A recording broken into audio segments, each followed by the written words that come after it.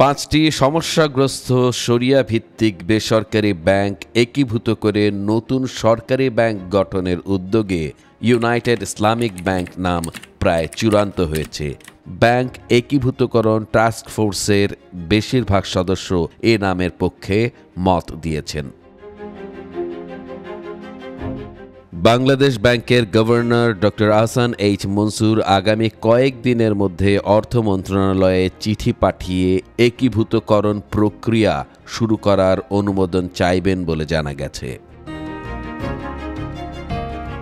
Task ফোর্সের সূত্রে জানা যায়, সভায় গভর্নর ডক্টর মনসুরের প্রস্তাবিত নাম ইউনাইটেড ইসলামিক ব্যাংক অধিকাংশ সদস্য ইতিবাচকভাবে গ্রহণ করেছেন।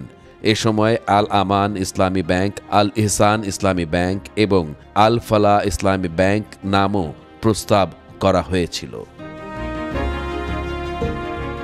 প্রস্তাবকৃত খসড়া চিঠি বুধবার সন্ধ্যায় তৈরি করা হয়েছে, যা আগামী রোববার অর্থ মন্ত্রণালয়ে পাঠানো হবে। মন্ত্রণালয়ের অনুমোদন মিললেই নতুন ব্যাংক গঠনের আনুষ্ঠানিক প্রক্রিয়া শুরু হবে।